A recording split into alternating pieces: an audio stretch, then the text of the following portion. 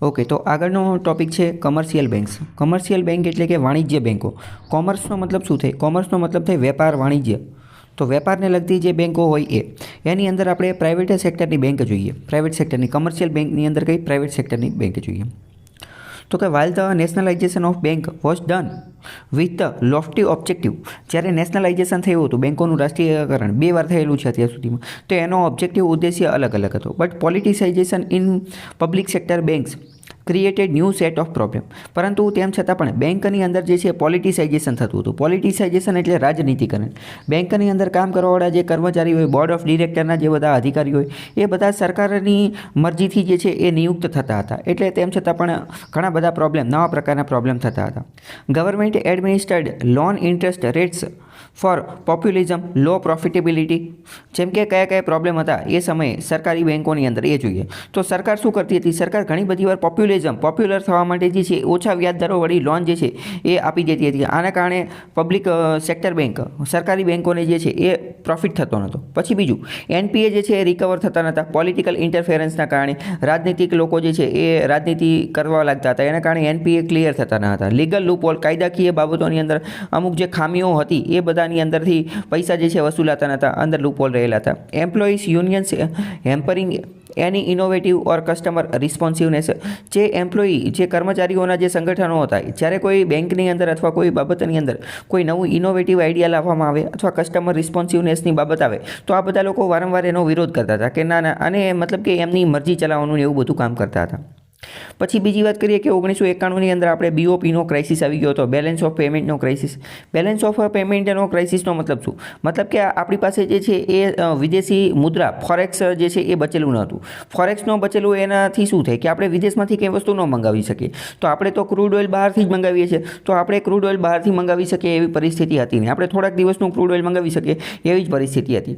એટલે આના કારણે finally force the government to set up a committee, અને આના કારણે સરકારે આખરે એક કમિટીની રચના કરવી પડી. Banking sector reform. કઈ? Banking sector reform. અને કોના અંતર્ગત? તો કે ધ ફોર્મર આરબીઆઈ ગવર્નર, ભૂતપૂર્વ આરબીઆઈના ગવર્નર એમ નરસિંહ રામન અંતર્ગત એક બેન્કિંગ સેક્ટર રિફોર્મની રચના કરવામાં આવી. આની રચના બે વાર કરવામાં આવી હતી. પહેલી વાર તો અત્યારે એટલે કે 1991માં, એની પછી એકવાર કરવામાં આવશે. એ પણ નરસિંહ રામન અંતર્ગત હતી. એટલે એમને જે રિફોર્મ આપે એને નરસિંહ રામન રિફોર્મ 1 અને 2 એવું નામ આપવામાં આવે છે. પહેલાં તો આ જે એમ નરસિંહ રામન રિફોર્મ એમને આપેલા હતા એ તો તમે ઘણી બધી વાર જોયેલું હશે કે એમને આવા રિફોર્મ આપેલા છે. પરંતુ એ શા માટે આપેલા છે એનું હિસ્ટોરિકલ બેકગ્રાઉન્ડ જે છે એ તમને સમજાઈ ગયું કે બેંકની અંદર 1991ની આજુબાજુમાં કેવા પ્રોબ્લેમ થઈ ગયા હતા.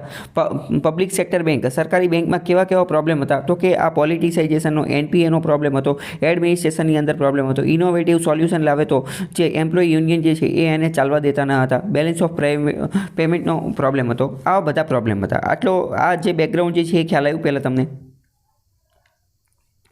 હવે નરસિંહ રામને એવું કીધું, નરસિંહ રામને શું કીધું કે government should decrease its share holding in public sector bank. નરસિંહ રામને એમ કીધું કે સરકારી બેંકની અંદર સરકાર જે છે ને એને પોતાની શેર હોલ્ડિંગ, હિસ્સેદારી, ભાગીદારી, પોતાની જે માલિકી જે છે ને એ ઘટાડવી જોઈએ. 100% હોય તો ઘટાડી નાખવાની, 10% વેચી દેવાની, 20% વેચી દેવાની. એટલે કે પોતાની ભાગીદારી ઘટાડી દેવાની. આવું શા માટે કીધું તમે ખુદ વિચારો. જ્યારે સરકારની ભાગીદારી ઓછી થશે તો જે છે એ બોર્ડ ઓફ ડિરેક્ટરની અંદર કોણ રહેશે? એટલે કે ટૂંકમાં જે પોલિટિસાઇઝેશન થતું હતું ને એમાં થોડો ઘણો ઘટાડો થશે. પોલિટિસાઇઝેશનમાં ઘટાડો થશે તો ઘણી બધી વાર કેવું થતું હોય સમજો કે આવી જ્યારે સરકારના લોકો તે બેંકમાં બેઠા હોય ને તો શું થાય કે કોઈ નામનો વ્યક્તિ, માની લો કે એન્થની નામનો કોઈ વ્યક્તિ છે, તો એન્થની નામનો વ્યક્તિ જ્યારે બેંકમાં લોન લેવા જાય ને તો પહેલાં બેંકવાળા એના કાગળિયાની બધું વ્યવસ્થિત તપાસ કરે અને પછી કે ભાઈ તમને તો લોન મળે એમ નથી, તમે ઇલિજિબલ નથી, તમારો સિબિલ સ્કોર નથી કે આવું કંઈ. પણ હવે પછી આ એન્થની શું કરે કે એ સરકારને ફોન કરે. એ સરકારમાં એને એકાદા ઓળખીતા લોકો હોય તો એ ફોન કરે. પછી સરકારનો કોઈ વ્યક્તિ જે છે ડાયરેક્ટ બેંકમાં ફોન કરીને કહે છે ભાઈ એન્થની નામનો કોઈ વ્યક્તિ આવવાનો છે, એને તમે લોન આપી દેજો. તો પછી એમને લોન આપવી પડે. કેમ? કારણ કે આના જે ડિરેક્ટરો હોય એ તો સરકારે જ નિમણૂક કરેલો હોય, પરંતુ સરકારની હિસ્સેદારી ઘટી જાય તો પછી સરકાર આવી મનમરજી ચલાવી શકે નહીં. એટલે પહેલાં એવું કીધું કે સરકારની શેર હોલ્ડિંગ ઘટાડો. બીજું, RBI should decrease CRR and SLR. RBI cache reserve ratio અને સ્ટેચ્યુટરી રિઝર્વ લિક્વિડિટી રેશિયો આ ઘટાડવો જોઈએ. હવે તમે ખુદ વિચારો, આ CRR અને SLR ઘટાડવામાં આવશે, એ જો ઘટશે તો મની સપ્લાય, બજારની અંદર પૈસા જે છે એ વધશે કે ઘટશે? Yes, exactly. તો બજારની અંદર પૈસા શું થશે? બજારની અંદર પૈસામાં વધારો થશે.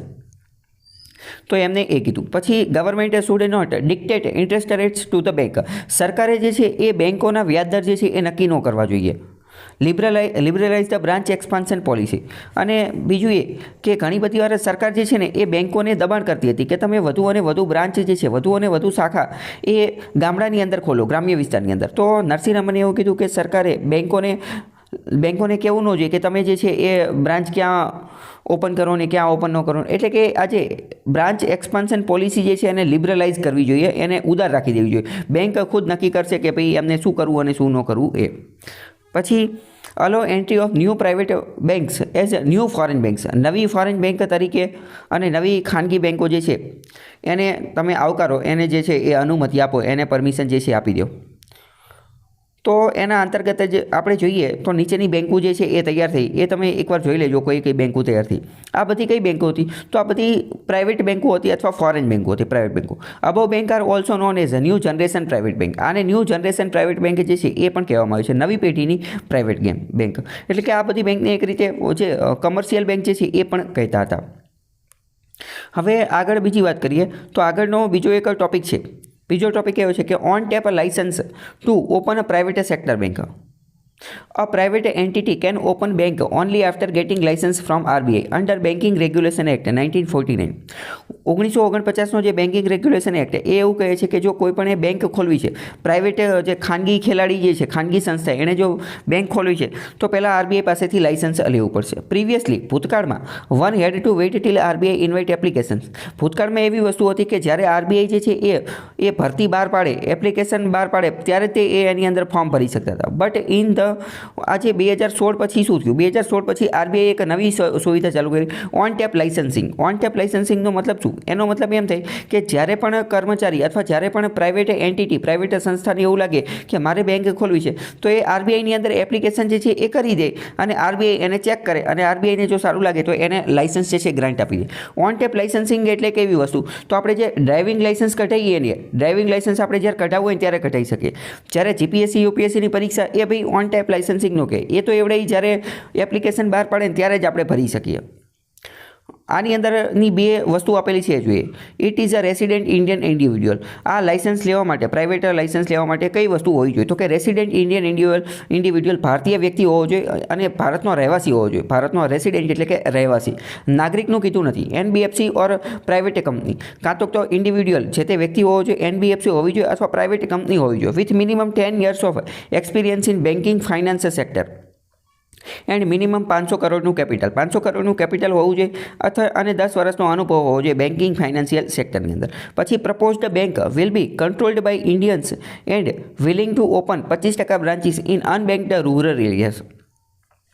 જે બેંકની પરમિશન આપે ને તો એણે 25% બ્રાન્ચ જે છે એ ગામડાની અંદર ખોલવાની. અને બીજું એ કે એ બેંકનું કંટ્રોલ જે છે એ ભારતીય લોકો દ્વારા જ થવું જોઈએ. એટલે બોર્ડ ઓફ ડિરેક્ટરની અંદર ને ઉચ્ચ લેવલ ઉપર છે ડિસિઝન મેકિંગ બોડીની અંદર જે બધા કર્મચારીઓ, અધિકારીઓ બેઠા હોય એ કેવો હોવો જોઈએ? ભારતીય હોવો જોઈએ. ઓન ટેપ લાઇસન્સિંગમાં કંઈ ડાઉટ હોય તો પૂછો. ઓકે, તો આગળનો ટોપિક છે કમર્શિયલ બેંકની અંદર ફોરેન બેંક. હવે આપણે થોડી ફોરેન બેંક વિશે વાત કરીએ. તો કે નહેરુવિયન સોશિયાલિસ્ટ ઇકોનોમી. જવાહરલાલ નહેરુ જ્યારે વડાપ્રધાન હતા ત્યારે સોશિયાલિસ્ટ પ્રકારની, સમાજવાદ પ્રકારની ઇકોનોમી ચાલુ હતી. આપણે આની પહેલાં મેં તમને કીધું દીધું છે કે નહેરુ ખુદ પણ સમાજવાદ પ્રકારની વિચારધારા ધરાવતા હતા. એટલે ભારતની અંદર પણ એની છાપ જે છે એ થોડી જોવા મળે છે. ગાંધીજી જે છે એ પણ થોડી ઘણી સોશિયાલિસ્ટ પ્રકારની વિચારધારા ધરાવતા હતા. એટલે આપણે આઝાદીની અંદર એવી થોડી ઘણી છાપ જોવા મળે છે. There was disdain and apprehension about foreign banks. તો જ્યારે એમને હવે નહેરુ ખુદ સોશિયાલિસ્ટ પ્રકારની વિચારધારા ધરાવતા હતા તો તમે વિચારો તો શું એ ફોરેન બેંક જે છે એને ઇન્વાઇટ કરશે? તો કે ના નહીં કરે. કારણ કે સોશિયાલિસ્ટની વિચારધારા શું કહે છે? એ તો એ સમાજવાદની વિચારધારા કે આપણે અંદરને અંદર જ રહેવાનું છે અને આપણે અંદરો અંદર જ તે જે કંઈ પણ પ્રોડક્શન થાય એનું શું કરવાનું છે? એને મિલી બાટી અને લઈ લેવાનું છે. એટલે કે equal distribution of goods. Equal distribution of ગુડ્સને શું કહેવાય ગુજરાતીમાં? કે એક સમાન રીતે બધી વસ્તુનું આપણે વહેંચણી કરી દેવાની છે. એટલે એમને જે છે ફોરેન બેંકને એટલી બધી ઇન્વાઇટ કરી નહીં અથવા તો એની ઉપર એટલું બધું ધ્યાન આપ્યું નહીં. Only a handful of them were allowed to open branches. માત્ર થોડી ઘણીને જે છે એ પરમિશન આપી. પરંતુ નરસિંહ રામન રિફોર્મ હતા. નરસિંહ રામન રિફોર્મે શું કીધું કે ફોરેન બેંકને પરમિશન આપો. એટલે હવે એની જે ભલામણ થઈ એની પછી ફોરેન બેંકના અપ્રુવલ, એની મંજૂરી માટેની પોલિસી જે છે એને લિબરલ, એને થોડી ઉદાર કરી દેવામાં આવી અને બીજી ઘણી બધી ફોરેન બેંક જે છે એ ભારતની અંદર ખોલવામાં આવી. Foreign bank in India. they are incorporated in India, incorporated abroad. આ ફોરેન બેંક ભારતની અંદર હોય એ હકીકતમાં વિદેશની બેંક હોય, વિદેશની. It means registered under companies act as a foreign nation. સમજો, ભારતની અંદર જે બેંક ફોરેન બેંક રજિસ્ટર્ડ થયેલી હોય તો એ કંપનીઝ એક્ટની અંદર ફોરેન નેશન એટલે કે વિદેશનો જે કોઈ દેશ છે દેશ તરીકે નિમણૂક થયેલી હોય, વિદેશ તરીકે, વિદેશનો જે દેશ છે એની તરીકે એની નોંધણી થયેલી હોય. And opening branches subsidiary in India, example city bank, bank of America, HSBC, આ બધી વિદેશી બેંક છે. ભારતની અંદર કંપનીઝ એક્ટની અંદર એમની નિમણૂક અમેરિકા તરીકે અથવા ચાઇના તરીકે એવી રીતે જે છે એની ફોરેન નેશન તરીકે એને આ બેંક જે છે એને નેશન, દેશ જ ગણવામાં આવે, ફોરેન નેશન, કંપનીઝ એક્ટ અનુસાર. બીજી વાત કરીએ CRR અને SLR, આ બધા નોર્મ જે છે એ એમની ઉપર લાગુ પડે છે, પરંતુ PSL નોર્મ જે છે એ એમને બ્રાન્ચના આધારે અલગ અલગ રીતે લાગુ પડતા હોય છે. એ આપણે આની પહેલાં જોઈ ચૂક્યા છીએ કે PSL શું છે અને કઈ રીતે લાગુ પડે એ. પછી વાત કરીએ ઇન્ડિયન પબ્લિક સેક્ટર બેંક, ભારતની સરકારી બેંકની વાત કરીએ તો foreigners can invest maximum 20% in share holding. જો ભારતની સરકારી બેંક હશે ને તો એમાં ફોરેન વિદેશી લોકો જે છે એ વધુમાં વધુ 20% જે છે એ ઇન્વેસ્ટ કરી શકશે. એક્ઝામ્પલ, આ બેંક ઓફ બરોડા જે છે એમાં 15%, SBIમાં 14% અને PNBમાં 13% હોલ્ડિંગ, શેર હોલ્ડિંગ માલિકી કોની છે તો કે વિદેશી બેંકો, વિદેશી લોકોની છે. Although government thinking of raising it to 49%. સરકાર આ જે 20% જે છે એને વધારી અને 49% કરવા માંગે છે કે જેના કારણે વધુ અને વધુ કેપિટલ જે છે એ આવી શકે. Mobilisation for Basel 3 norms, Basel 3 નોર્મ્સની અંદર એવી જોગવાઈ કરવામાં આવેલી છે કે બેંકનું પોતાનું ખુદનું અમુક કેપિટલ હોવું જોઈએ, પરંતુ બેંક પાસે એટલા પૈસા હોતા નથી. એટલે સરકાર એવું વિચારી રહી છે, ખાસ કરીને સરકારી બેંક પાસે એટલા પૈસા હોતા નથી કે બેસલ 3 નોર્મ્સ અંતર્ગત બેંકનું ખુદનું કેપિટલ હોવું જોઈએ. એ ક્વોટા પૂરો કરવા માટે આપણે આજે પ્રાઇવેટ હોલ્ડિંગ જે છે ને, પ્રાઇવેટ શેર હોલ્ડિંગ એને વધારી અને 49% કરવી જોઈએ, પરંતુ એ હજી થઈ નથી. સરકાર હજી એવું વિચારી રહી છે. એટલે ભવિષ્યમાં તમે જોવો તો ચોંકવાનું નહીં, ખબર આપણને પડી જવી જોઈએ કે બરાબર આવું વાત થયેલી હતી. હવે ભારતની ઇન્ડિયન પ્રાઇવેટ સેક્ટર બેંકની વાત કરીએ, ખાનગી બેંકોની વાત કરીએ તો foreigners can invest up to 49%. 49% જેટલું રોકાણ જે છે એ ઓટોમેટિક રૂટથી કરી શકે અને 74% જેટલું રોકાણ જે છે એ ગવર્મેન્ટના અપ્રુવલથી કરી શકે. એટલે કે આ FDIની વાત કરે છે. FDI અંતર્ગત 49% ઓટોમેટિક રૂટથી અને 74% જે છે એ સરકારી રૂટથી કરી શકે. જેમ કે HDFC બેંકમાં 73% જે છે એ હોલ્ડિંગ કોની છે, 73% ફોરેનરની. ICICIમાં 59% અને એક્સિસ બેંક જે છે એની અંદર 52% હોલ્ડિંગ જે છે એ એમની છે. આ FDIમાં કોની લિમિટ કઈ છે ને એ થોડુંક યાદ રાખવાનું, કારણ કે પ્રિલિમ્સમાં પણ આ પ્રશ્ન પૂછતા હોય છે કે કયા ક્ષેત્રની અંદર FDI જે છે એ પહેલાં કેટલી હતી, નતર કેટલી હતી, અથવા ઓટોમેટિક રૂટથી કેટલી છે, ગવર્મેન્ટ રૂટથી કેટલી છે. પ્રીમાં પણ પૂછતા હોય છે અને મેઇન્સમાં પણ એક પ્રશ્ન મેં જોયેલો છે. મેઇન્સમાં પણ GPSCની એક પ્રશ્ન પૂછી ગયેલો હતો કે FDI વિશે એક ડિટેલમાં પ્રશ્ન પૂછેલો હતો, તો એમાં એના જવાબમાં આ બધું લખવું પડે એવું હતું. Although government is thinking of raising it to 100% to help capital mobilization for Basel III norms. હવે આ પ્રાઇવેટ સેક્ટરની બેંક જે છે, પ્રાઇવેટ સેક્ટરની બેંક, એમાં અત્યારે કેટલું છે તો કે એમાં અત્યારે FDI 49% અને 74%. સરકાર એવું વિચારી રહી છે કે એને 100% કરી દઈએ. આગળનો ટોપિક છે કમર્શિયલ બેંક, વાણિજ્ય બેંકોની અંદર ડિફરન્શિયલ બેંક એટલે કે બીજી અલગ અલગ પ્રકારની બેંકો, જેમાં આપણે ખાસ કરીને પેમેન્ટ બેંકની એ બધા વિશે જોઈશું. હવે તફાવત કયા છે એ જોઈએ. પહેલાં તો યુનિવર્સલ બેંક એટલે કે સાર્વત્રિક બેંક કે જે બધે જ જોવા મળે, જ્યારે બીજી છે ડિફરન્શિયલ બેંક કે જે અલગ અલગ જે જિયોગ્રાફી એટલે કે ભૌગોલિક વિસ્તારના આધારે અમુક જગ્યાએ જોવા મળતી હોય એ. તો યુનિવર્સલ બેંક પોતાની બ્રાન્ચ ક્યાં ખોલી શકે તો કે એનીવેર, કોઈ પણ જગ્યાએ, જેમ કે SBI, ICICI કોઈ પણ જગ્યાએ જે છે એ ખોલી શકે, પરંતુ પહેલાં 25% બ્રાન્ચ જે છે એ ગામડામાં ખોલી નાખવાની. પછી ડિફરન્શિયલ બેંકની અંદર જોઈએ તો જિયોગ્રાફિકલી restriction on branch opening for local area bank. જેમ કે લોકલ એરિયા બેંક જે છે તો એની એવી ખાસિયત છે કે અમુક લોકલ એરિયામાં જ એની બ્રાન્ચ ખોલવાની. રિજિયોનલ રૂરલ બેંક તો એની ખાસિયત છે કે એ ગામડાની અંદર જ હોય. આ RRB જે છે એ તમે શહેરની અંદર બહુ ઓછી જોવા મળશે અથવા તો નહીવત જોવા મળશે. હવે એક્સેપ્ટ જોઈએ તો યુનિવર્સલ બેંક જે છે both time and demand deposit જે છે એ એની અમાઉન્ટ કોઈ પણ રકમ સુધી ટાઈમ એન્ડ ડિમાન્ડ ડિપોઝિટ જે છે એ એક્સેપ્ટ કરી શકે, એટલે કે એ જમા કરાવી શકે. જ્યારે પેમેન્ટ બેંક હોય ને તો પેમેન્ટ બેંકની અંદર એવી જોગવાઈ છે કે વધુમાં વધુ 1 લાખ રૂપિયા સુધી જ જમા કરાવી શકાય, 1 લાખથી વધુ જમા કરાવી શકાય નહીં, 1 લાખથી વધુ જમા કરાવી શકાય. હવે આ જે પેમેન્ટ બેંક જે છે એમાં પણ ખાસ કરીને વાત કરીએ તો IPPB એટલે કે ઇન્ડિયા પોસ્ટ પેમેન્ટ બેંક, આ સરકારી બેંક છે, ઇન્ડિયન પોસ્ટ ઓફિસ દ્વારા ચલાવવામાં આવતી બેંક છે. હવે માની લો કે તમે ભૂલથી આની અંદર 1 લાખ કરતાં વધુ પૈસા ઉમેરી દીધા, 1 લાખ કરતાં વધારે પૈસા ઉમેરી દીધા, તો આવા કેસની અંદર આ ખાતું રહ્યું ને પેમેન્ટ બેંકનું ખાતું એ ઓટોમેટિક જ પોસ્ટ સેવિંગ બેંકની અંદર કન્વર્ટ થઈ જશે. કયું? પોસ્ટ સેવિંગ બેંકની બેંકની અંદર કન્વર્ટ થઈ જશે. જ્યારે પેટીએમ પેમેન્ટ બેંકને, એરટેલ પેમેન્ટ બેંકને, બીજી જે પ્રાઇવેટ પેમેન્ટ બેંક જે છે ને એમાં તો 1 લાખથી વધુ જે છે એ જમા જ નહીં થઈ શકે, ટ્રાન્સફર થઈ જ નહીં શકે. બીજી ગીવ લોન્સ ટુ, આ યુનિવર્સલ બેંક જે છે એ કોઈ પણ વ્યક્તિને લોન આપી શકે છે, પરંતુ પહેલાં 40% PSLનો ક્વોટા પૂરો કરશે, બાકી કોઈ પણને લોન આપી શકે છે. જ્યારે વાત કરીએ કે પેમેન્ટ બેંક જે છે, પેમેન્ટ બેંક કોઈ પણને લોન આપી શકતા નથી. પેમેન્ટ બેંક જે છે એ ક્રેડિટ કાર્ડ પણ ઇસ્યુ કરી શકતા નથી. હકીકતમાં ક્રેડિટ કાર્ડ જે છે એ પણ આપણે ભૂતકાળમાં જોઈ ચૂક્યા છીએ, એ પણ એક પ્રકારની લોન જ છે. એ પણ શું છે? એક પ્રકારની લોન. એટલે કે ટૂંકમાં એટલું યાદ રાખો કે આ પેમેન્ટ બેંક હજી નાની બેંકો છે, અને નાની બેંકો છે ને એટલે હજી એમને લેન્ડિંગની સુવિધા ઉપલબ્ધ કરાવવામાં આવેલી નથી. લેન્ડિંગ એટલે કે ઉધાર આપવાની સુવિધા, એટલે કે એ લોકો લોન આપી શકતા નથી. તો આ પ્રશ્ન જે છે એ ઘણી બધી વાર પૂછાતો હોય છે કે payment bank can issue credit card, તો વિધાન ખોટું પડી જશે, અને એટલે કે એ લોન આપી શકતી નથી. બીજી વાત કરીએ કે આ રિજિયોનલ રૂરલ બેંકને, આ સ્મોલ ફાઇનાન્સ બેંકને, એ બધી હોય તો એ બધી માટે PSLનો ક્વોટા જે છે આપણે ભૂતકાળમાં જોઈ ચૂક્યા છે કે 75% રાખવામાં આવેલું છે. એટલે આની અંદર થોડી ઘણી સુવિધા જે છે, તફાવત જે છે આવો જોવા મળતો હોય છે. ક્રોનોલોજી ઓફ ડિફરન્શિયલ બેંકની થોડીક ક્રોનોલોજી જોઈએ તો 1976માં રિજિયોનલ રૂરલ બેંક જે છે એની સ્થાપના કરવામાં આવી. પછી 1996ની અંદર લોકલ એરિયા બેંકની સ્થાપના કરવામાં આવી, અને 2015ની અંદર small finance bank and payment બેંકની સ્થાપના કરવામાં આવી. 2015ની અંદર બેની સ્થાપના એકાર કરી નાખી. અને હવે આગળ ભવિષ્યમાં હોલસેલ બેંકની સ્થાપના કરવાની છે, એની પ્રપોઝડ એ ભલામણ કરેલી છે. આ હોલસેલ બેંક શું છે? તો હોલસેલ બેંક આ એક એવી વસ્તુ છે કે અમુક વેપારી હોય અથવા અમુક કોઈ પ્રોડક્શન કેવું કરતા હોય, અથવા તો ખાસ કરીને તો વેપારી જ હોય, પરંતુ કેવો વેપારી હોય કે જે બધી વસ્તુ હોલસેલ જ વેચતા હોય. હોલસેલ રિટેલર એટલે કે આપણે જે નાના દુકાનદાર હોય એ, પરંતુ એ નાના દુકાનદાર હોલસેલમાં જે વસ્તુ જ્યાંથી લાવતા હોય ને એ, તો આવા જે કર્મચારી હોય અથવા આવા જે ખેલાડી હોય ને એ લોકોને હોલસેલ બેંક ખોલવાની પરમિશન આપવાની વાત થયેલી છે, પરંતુ હજી થઈ નથી. હવે તમે સમજો, આજે બધી ડિફરન્શિયલ બેંક જે છે, ડિફરન્શિયલ બેંકની અંદર ટોટલ 3 બેંકો આવશે. એક તો લોકલ એરિયા બેંક, એક તો સ્મોલ ફાઇનાન્સ બેંક, અને એક તો પેમેન્ટ બેંક, અને એક તો આ રિજિયોનલ રૂરલ બેંક, RRB.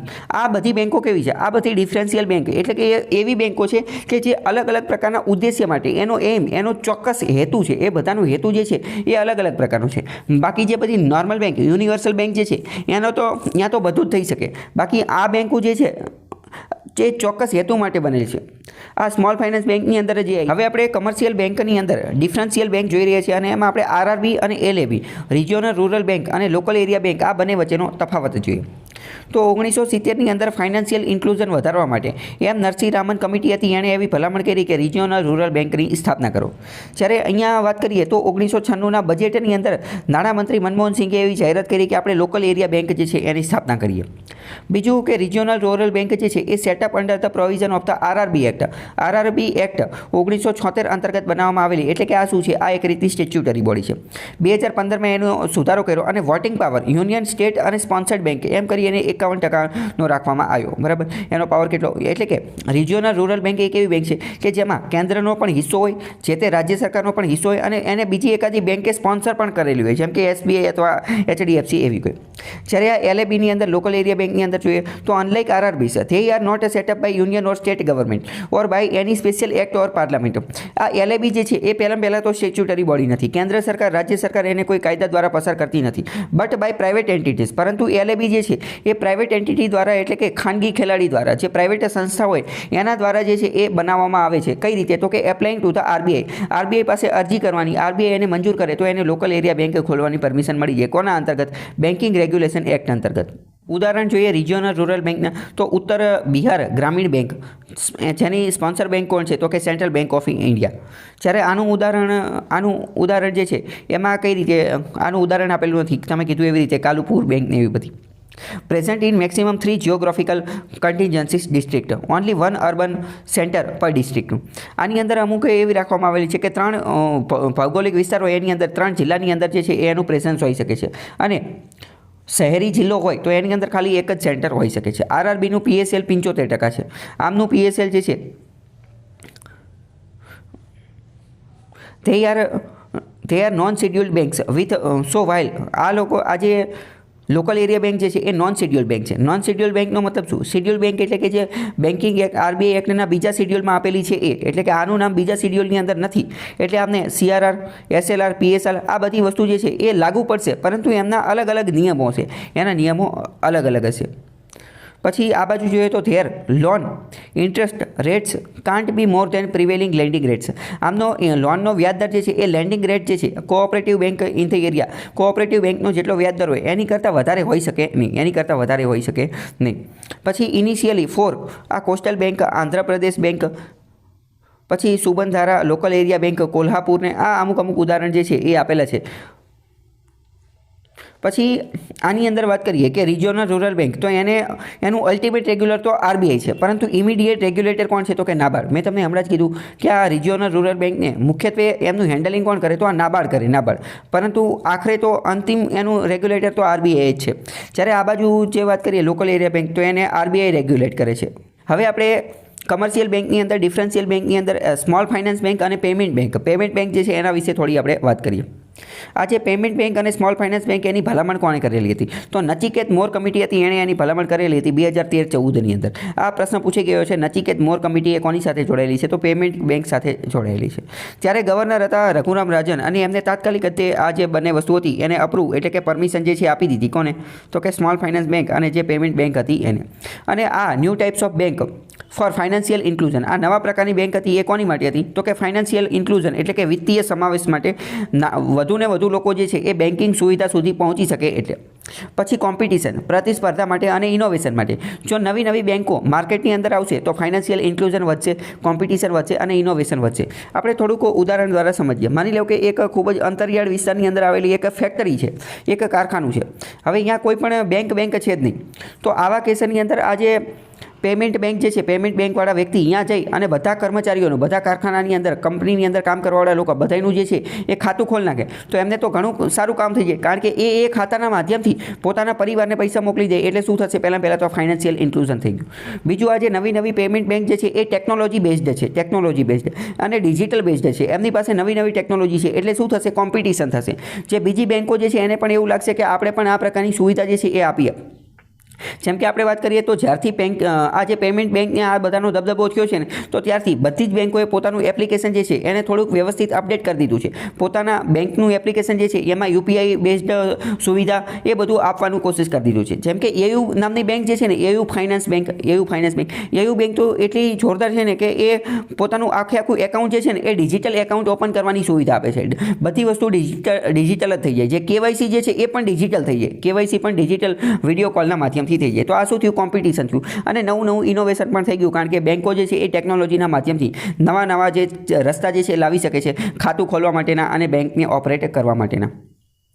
હવે આપણે થોડા પેરામીટરને એ બધું જોઈએ. પેરામીટર એક્ઝામ્પલ નહીં, પહેલાં આપણે ખાલી સ્મોલ ફાઇનાન્સ બેંક વિશે જોઈએ. તો સ્મોલ ફાઇનાન્સ બેંકના ઉદાહરણ જોઈએ તો કેપિટલ સ્મોલ ફાઇનાન્સ બેંક જે પંજાબમાં આવેલી છે, ઉજ્જીવન કર્ણાટકની અંદર અને ઉત્કર્ષ. ટોટલ 10 લિસ્ટ છે, બરાબર. એ આપણી માટે એટલું બધું કામનું છે નહીં. Eligibility during the first round of licensing, આની માટે જ્યારે લાઇસન્સ આપ્યું તો પહેલો રાઉન્ડ બહાર પાડ્યો તો લાઇસન્સ આપવાનો. ત્યારે એવું કીધું હતું કે જ્યારે 100 કરોડનું કેપિટલ હશે ને અને રેસિડેન્ટ ઇન્ડિયન હશે એ બધાને આ પરમિશન આપવામાં આવશે. લોકલ એરિયા બેંક હશે એને પરમિશન આપી શકાશે. એનબીએફસીને, માઇક્રો ફાઇનાન્સ બેંકને 10 વર્ષનો અનુભવ હોય એને આનું લાઇસન્સ જે છે આપી શકાશે. આનું એટલે કે સ્મોલ ફાઇનાન્સ બેંકનું. એરિયા કયા વિસ્તારની અંદર કામ કરે તો કે RBI committee gave selection preference north ઇસ્ટની અંદર વધુ બનાવવાની, સેન્ટ્રલ ઇન્ડિયાની અંદર વધુ બેંક બનાવવાની અને ક્લસ્ટર બેઝડ જે છે એ બેંક જે છે એ વધુ બનાવવાની. અને ખાસ કરીને એવી જગ્યાએ કે જ્યાં banking penetration is poor. Penetration એટલે કે પ્રવેશ. બેંકો ઓછી માત્રામાં, યુનિવર્સલ બેંકો ઓછા જોવા મળતી હોય અહીંયા. હવે આને સિલેક્ટેડ બાય તો કે Usha Thorat, former RBI deputy ગવર્નરે આ આખું જે છે હેન્ડલ કર્યું હતું. શું સીઆરઆર, એસએલઆર, રેપો રેટ ને એફડીઆઈને આ બધું એમને લાગુ પડે તો કે હા, ઇન્ડિયન પ્રાઇવેટ બેંકની જેમ જ આમને પણ આ બધી વસ્તુ લાગુ પડે છે સ્મોલ ફાઇનાન્સ બેંક. ખાસ કરીને પ્રશ્ન વિધાનવાળા વાક્યમાં આ જ પૂછશે કે સ્મોલ ફાઇનાન્સ બેંકને સીઆરઆર લાગુ પડે છે તો કે હા પડે છે. એસઆરઆર તો કે હા. રેપો રેટ, એફડીઆઈ તો કે આ બધું એમને પણ લાગુ પડે છે. રૂરલ પેનિટ્રેશનની અંદર વાત કરીએ તો એસએફબી સ્મોલ ફાઇનાન્સ બેંકે 25% બ્રાન્ચ જે છે એ અનબેંક્ડ રૂરલ વિસ્તારની અંદર, ગ્રામ્ય વિસ્તારની અંદર બ્રાન્ચ ખોલવાની. આમના ટાર્ગેટેડ કન્ઝ્યુમર મોટે ભાગે કયા કસ્ટમર લોકોને ટાર્ગેટ કરે છે તો ગામડામાં એ બધા ઉપર ફોકસ કરવાનું છે. તો કે અનસર્વડ, બેંક જે લોકો સુધી પહોંચી શકતી નથી, અનડિઝર્વડ, ફાર્મર, માઇક્રો અને સ્મોલ ઇન્ડસ્ટ્રીઝ, એમએસએમઈ વાળાને, ખેડૂતોને કે જે બેંક જેને લોન આપવાથી કતરાય છે અથવા બેંક જેને લોન આપવા માંગતી નથી એવા લોકોને લોન કોણ આપશે? Small finance bank.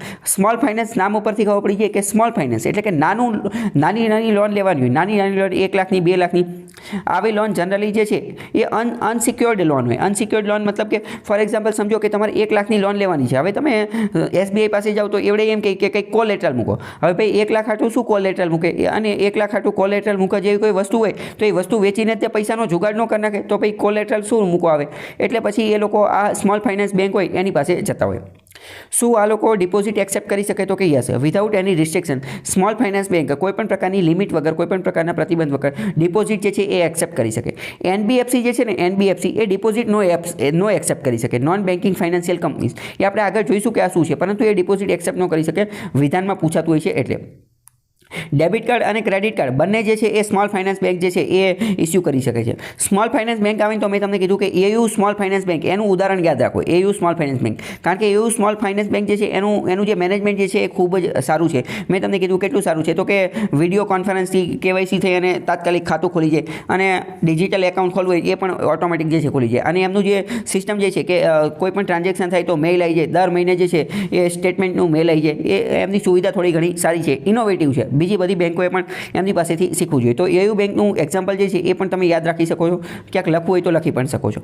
લોન આપવાની વાત કરીએ તો પ્રાયોરિટી સેક્ટર લેન્ડિંગની અંદર 75% લોન આપવાની છે. 50% of loan portfolio of ₹25 lakh, જે 50% જે લોનનો પોર્ટફોલિયો જે છે ને એ 25 લાખ કરતાં ઓછો હોવો જોઈએ. એટલે કે 25 લાખ કરતાં ઓછાની લોન જે છે એ વધારે આપવાની છે.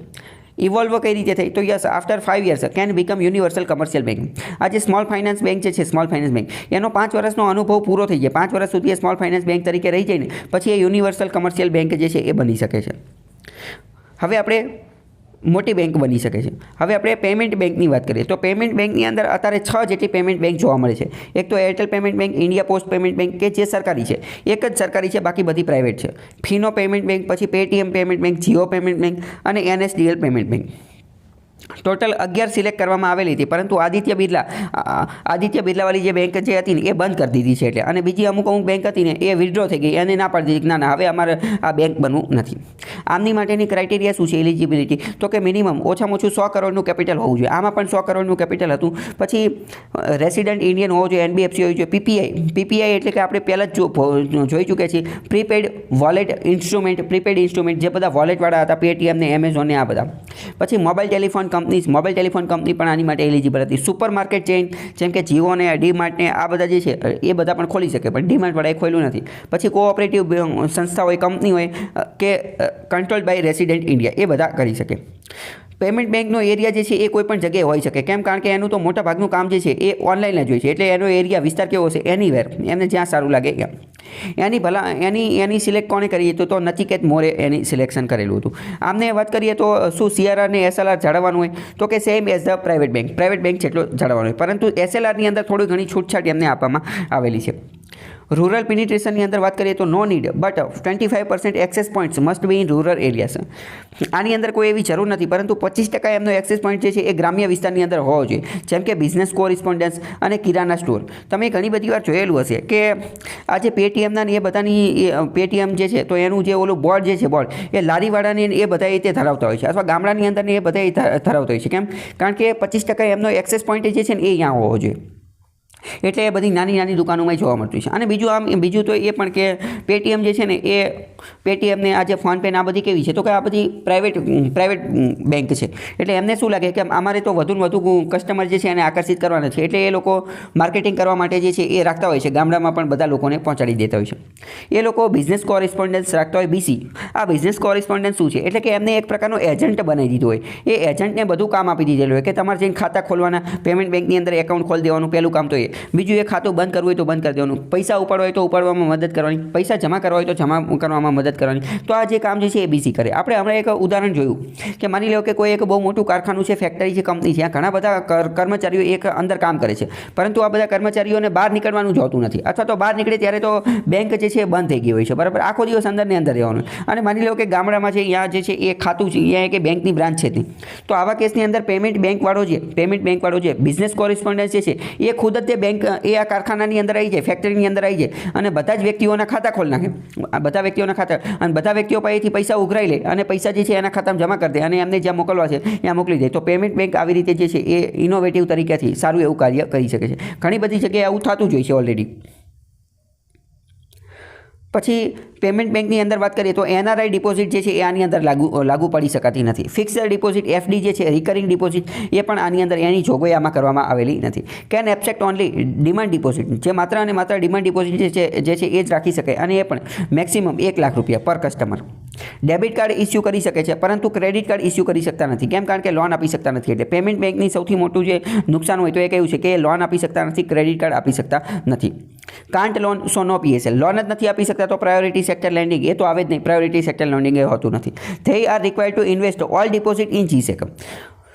આ જે પેમેન્ટ બેંક પાસે જેટલી પણ ડિપોઝિટ આવે ને એ બધી ડિપોઝિટ એમને કેમાં ઇન્વેસ્ટ કરવાની? તો કે GSEC, ગવર્મેન્ટ સિક્યુરિટીની અંદર, ટ્રેઝરી બિલ્સની અંદર અને અથવા તો and in other schedule commercial bank, બીજી બેંકની અંદર એ ઇન્વેસ્ટ કરે છે. પરંતુ કેટલા ટકા એ બધું ઇમ્પોર્ટન્ટ નથી.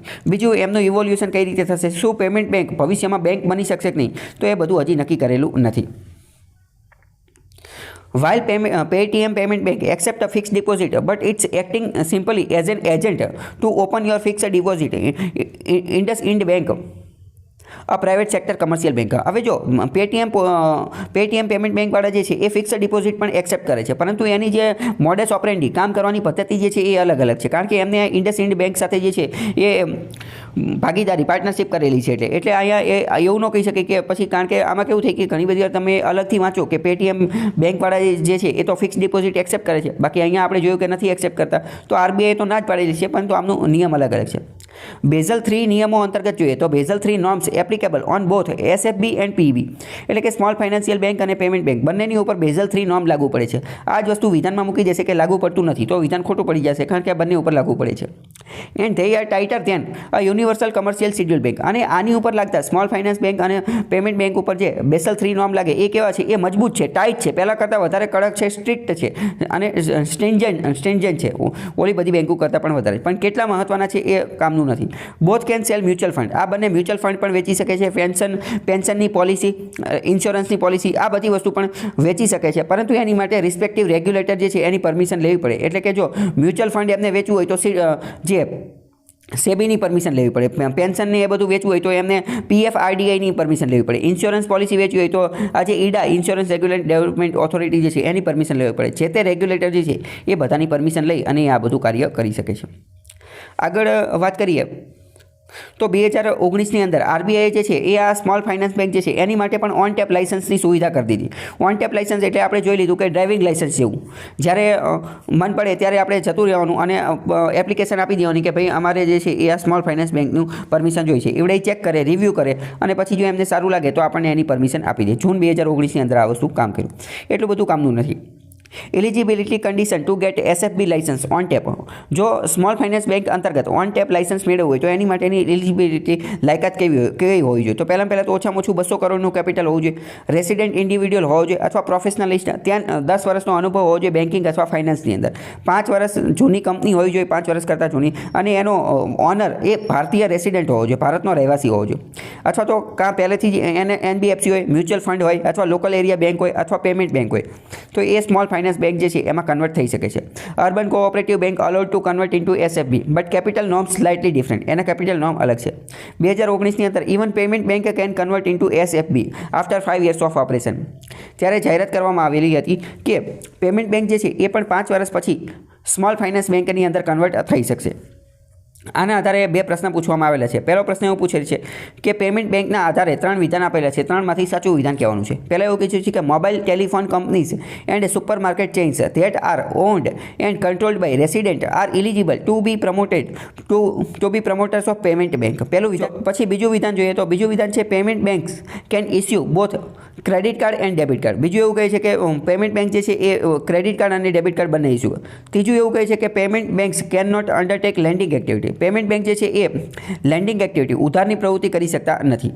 પહેલાં તો આમાં પહેલું વિધાન જે છે એ બિલકુલ સાચું છે, પરંતુ કદાચ પહેલું વિધાન ખબર ન હોય તો એ બીજું વિધાન તો ખબર જ હોય કે આ ક્રેડિટ કાર્ડ આપી નથી શકતા, તો બીજું ખોટું કરો તો એલિમિનેશનથી પણ જવાબ 1 and 3 આવી જશે. બરાબર.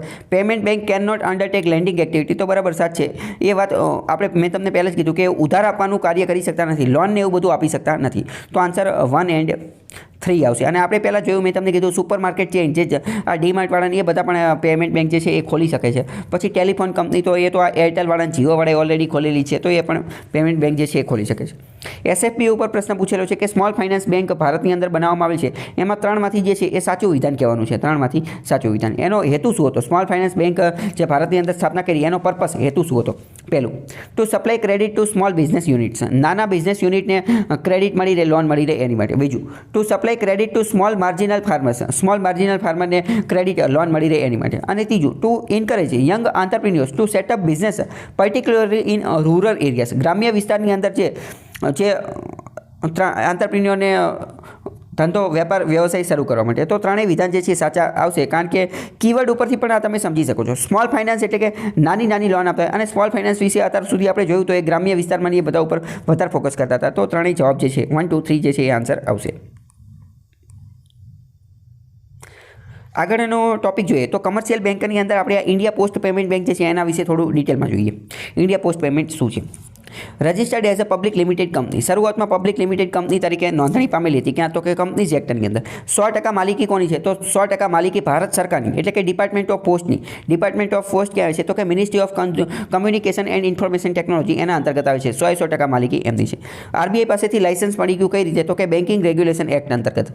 કોનું લાયસન્સ મળ્યું? તો કે પેમેન્ટ બેંક તરીકે ચલાવવાનું, પેમેન્ટ બેંક તરીકે કામ કરવાનું લાયસન્સ મળ્યું. Airtel payment bank was first to launch operation, સૌથી પહેલી ભારતની અંદર પેમેન્ટ બેંક જે છે 2017ની અંદર એરટેલ પેમેન્ટ બેંક બની હતી. લેટર IPPB, અને એની પછી જે છે ઇન્ડિયા પોસ્ટ પેમેન્ટ બેંક એની સ્થાપના કરવામાં આવી. એનો પાયલોટ બ્રાન્ચ તરીકે રાયપુર છત્તીસગઢની અંદર શરૂ થઈ હતી, રાંચી ઝારખંડમાં શરૂ થઈ હતી. પછી ઇન્ડિયા પોસ્ટ પેમેન્ટ બેંક જે છે એ ફૂલ ફ્લેજ્ડ ઓપરેશન 2018માં શરૂ થયું, એટલે કે આખા ભારતની અંદર. પહેલાં ખાલી પાયલોટ પ્રોજેક્ટ હતું. Paytm, Fino bank, Birla Idea, Jio launch their operation. ધીમે ધીમે એ બધા પણ જે છે એ શરૂ થયું. In short, IPPB not the first to launch full fledged operation. ટૂંકમાં IPPB જે છે એ પ્રથમ એવી બેંક હતી. IPPBનું મોટો કયું છે? તો કે આપકા બેંક આપકે દ્વાર.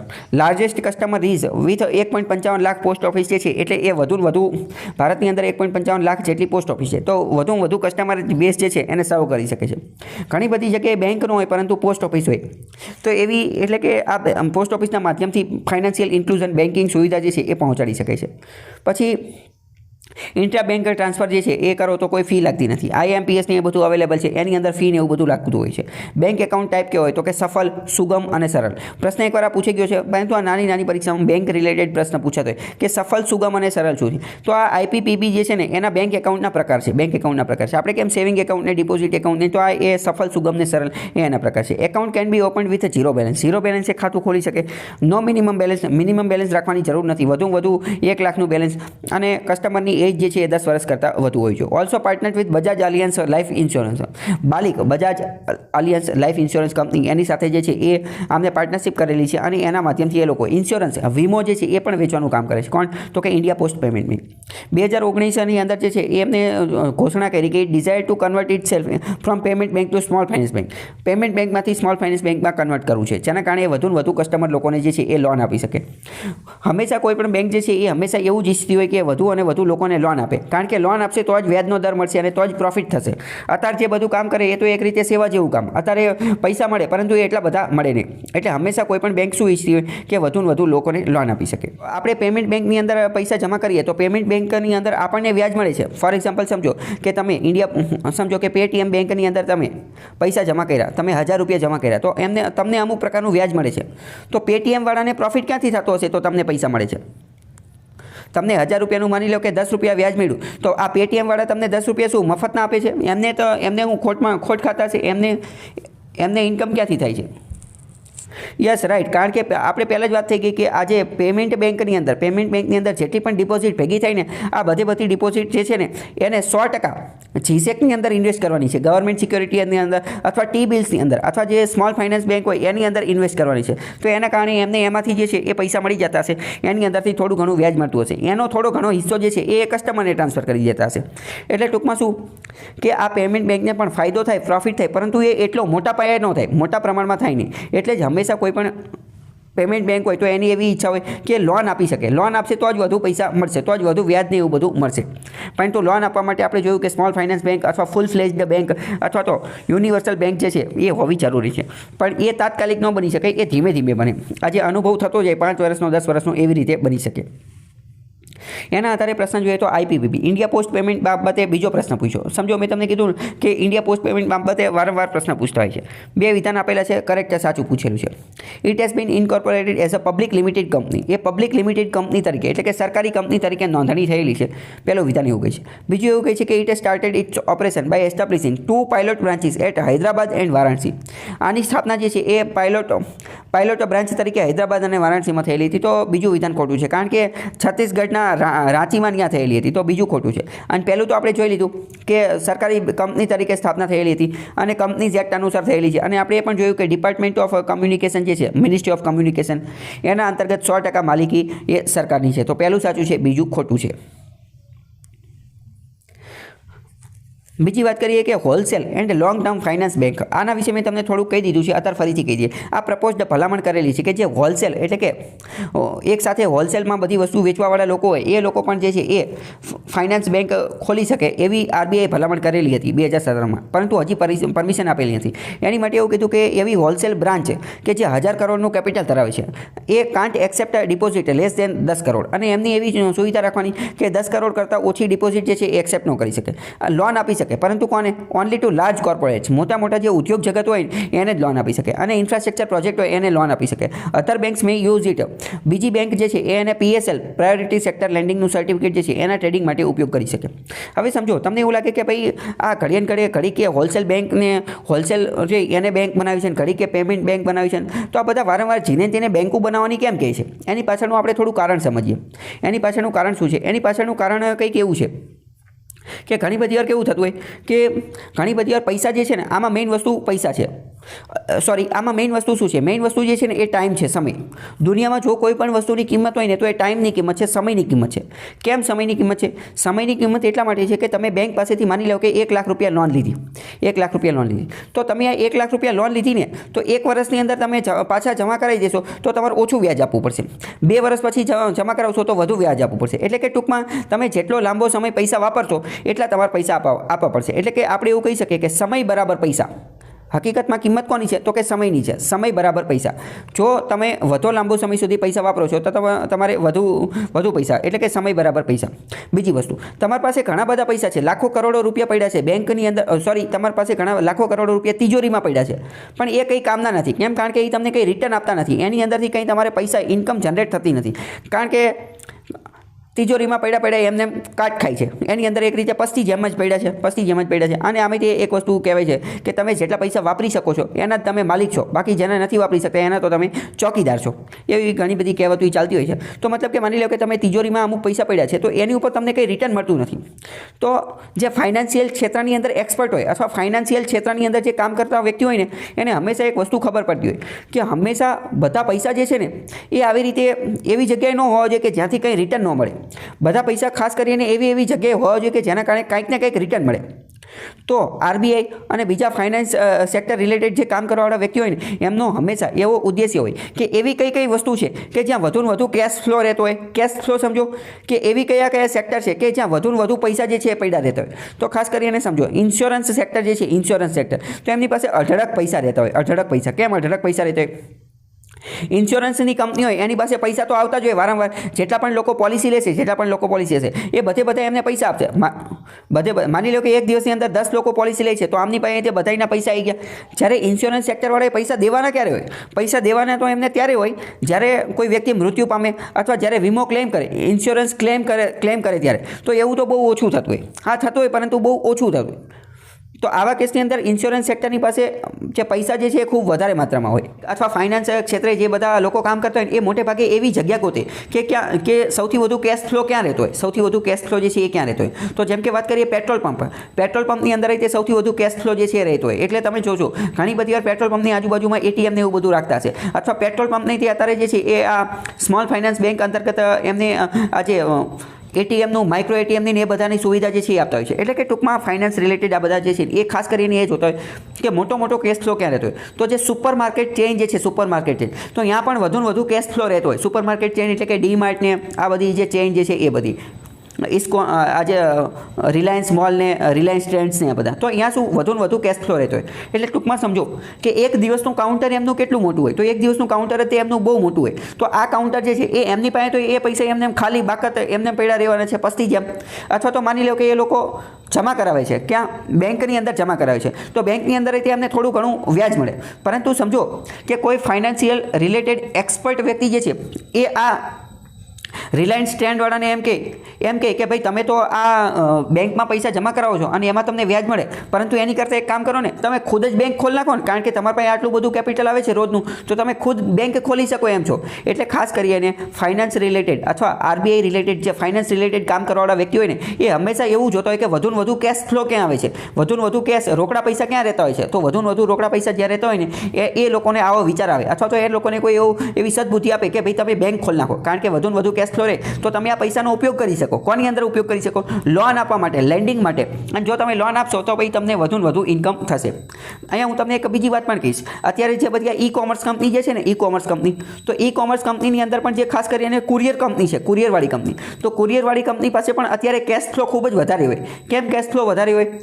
કારણ કે સમજો કે આ ઘણા બધા લોકો COD મંગાવતો હોય, કેશ ઓન ડિલિવરી મંગાવતો હોય, તો કેશ ઓન ડિલિવરી જ્યારે મંગાવતો હોય તો એ બધા તો રોકડા પૈસામાં જ પેમેન્ટ કરશે, તો રોકડા પૈસા એમની પાસે વધારે હોય, પરંતુ એમને એ પૈસા ઉપર જમા કરાવવાનો હોય. પરંતુ જો ભવિષ્યમાં કોઈ નવું ઇનોવેશન થશે ને, તો આ જે કુરિયરવાળા અથવા કેશ ઓન ડિલિવરીવાળા આ બધા જે છે ને, એ બધા પણ બેંક બનવાની હોડની અંદર જે છે એ આગળ આવશે, અથવા તો એ લોકો પણ ધીમે ધીમે આ બધા કેપિટલનો ઉપયોગ કરશે. બરાબર? ટૂંકમાં આ બધું સમય ને પૈસા અને કઈ રીતે કેપિટલનો, કઈ રીતે પૈસાનો એફિશિયન્ટ, કાર્યક્ષમ રીતે વધુમાં વધુ કઈ રીતે ઉપયોગ કરો, આ બધી વસ્તુ એના આધારે લાગુ પડતી હોય છે. એટલે વધુ ને વધુ લોકો જે છે એ બેંક બનવા માટે જે છે એ ઈચ્છુક હોય અથવા બેંક. હવે આપણે ફાઇનાન્શિયલ ઇન્ટરમીડિયેટરીઝની અંદર આપણે બેંક જોઈ લીધી, બેંક જોઈ લીધી. હવે બેંકની અંદર આપણે કોઓપરેટિવ બેંક જોઈએ. આગળ આપણે સ્મોલ ફાઇનાન્સ બેંકને, પેમેન્ટ બેંકને, કમર્શિયલ બેંકને આ બધું ઓલરેડી જોઈ લઈએ, શેડ્યુલ બેંકને એ બધું જોઈ લીધું. હવે આગળનો જે ટોપિક જે છે એ છે કોઓપરેટિવ બેંક, એટલે કે સહકારી બેંક. કોઓપરેટનો મતલબ શું થાય? પરસ્પર સહકારથી જે કામ કરતા હોય એ. કોઓપરેટિવ બેંકનું મેં તમને આની પહેલાંથી એક ઉદાહરણ આપેલું છે, અત્યારે ફરીથી હું તમને ઉદાહરણ આપી દઉં. માની લો કે 5 લોકો છે, 5 લોકો, એ 5 લોકો ભેગા થઈ, 5 મિત્ર છે, એ લોકો દર વર્ષે એવું કે આપણે દર મહિને જે છે 1000 ભેગા કરશું, તો દર મહિને 1000 ભેગા કરે તો 5000 ભેગા થઈ. હવે માની લો કે આ 5000 જે છે એ એમને કોઈને લોનમાં આપે છે, અને લોનમાં આપે છે તો અને વ્યાજ એમને 1000 રૂપિયા આપે છે, તો પછી એમની પાસે કેટલું કેપિટલ થઈ ગયું? તો કે 6000 થઈ ગયું. 6000 થઈ ગયું ને, અને દર મહિને આવા પાછા 5-5000 કાઢે જ છે.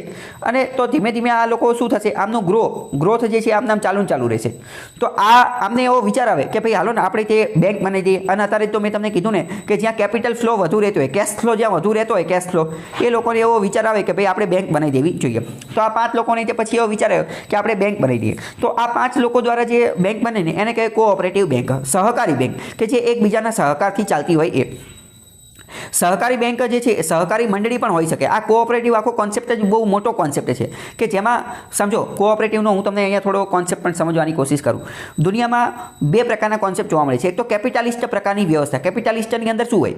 કેપિટાલિસ્ટની અંદર પ્રાઇવેટ ખેલાડી જે છે વધુ હોય. પ્રાઇવેટ ખેલાડી જે છે એ ડિમાન્ડ એન્ડ સપ્લાયના આધારે પ્રોડક્શન એ બધું કરે. જ્યારે બીજો કોન્સેપ્ટ છે સોશિયાલિસ્ટ, એટલે કે સમાજવાદ પ્રકારની વ્યવસ્થા. સમાજવાદ પ્રકારની વ્યવસ્થાની અંદર શું હોય? કે કોઈ પણ પ્રાઇવેટ ખેલાડી હોય જ નહીં, પ્રાઇવેટ હોય જ નહીં, ખાનગી કંઈ હોય જ નહીં, બધું જ સરકારી હોય. બધી જ વસ્તુની માલિકી સરકારની હોય, અને સરકાર બધી વસ્તુ પોતાના હસ્તક લઈ લે, અને પોતાના હસ્તક લઈ અને જે વ્યક્તિને જેટલી જરૂર છે એટલી જરૂરમાં એટલા સંસાધનો એને આપે. માની લો કે કોઈ એક 10 પરિવારનું કુટુંબ છે, 10 લોકોનું કુટુંબ, તો એને વધુ પૈસા આપે, જ્યારે 2 કુટુંબનું પરિવાર હોય તો એને ઓછા પૈસા આપે. એવી રીતે એ સોશિયાલિસ્ટમાં.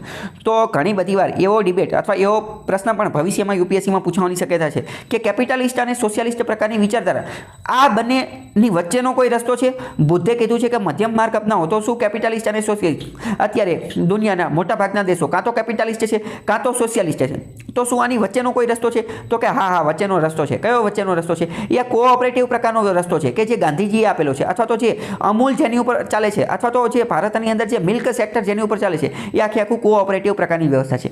કોઓપરેટિવ પ્રકારની વ્યવસ્થાની અંદર શું? તો કે અમૂલ જેવી રીતે ચાલે છે એવી રીતે શું કરે કે એક પ્રકારની સંસ્થાની રચના કરવામાં આવી, એક પ્રકારની ઇન્સ્ટિટ્યુશન બનાવવામાં આવી. આ ઇન્સ્ટિટ્યુશન શું કરે કે બધા જ ખેડૂતો પાસેથી, અથવા જે બધા મિલ્કમેન જે છે, બધા જે દૂધવાળા લોકો જે છે, એની પાસેથી દૂધ ખરીદી લે. બધા પાસેથી દૂધ ખરીદી લેશે એટલે શું થશે? દૂધનો જથ્થો વધી જશે. અને જ્યારે કોઈ પણ વસ્તુનો જથ્થો વધે સમજો કે એક મિલ્કમેન એક દૂધવાળો વ્યક્તિ એકલો બધા પાસે વેચવા જાત તો એને ઘણી બધી મુશ્કેલી થાત અને એને સારો એવો ભાવ પણ ન મળે તે એને જેટલી ભાવની એ ઈચ્છા રાખે એટલી મળે જ નહીં. એટલે શું થયું કે અમૂલ એક સંસ્થા બની, એક કંપની બની, એ બધા પાસેથી દૂધ જે છે એ ખરીદી લે છે.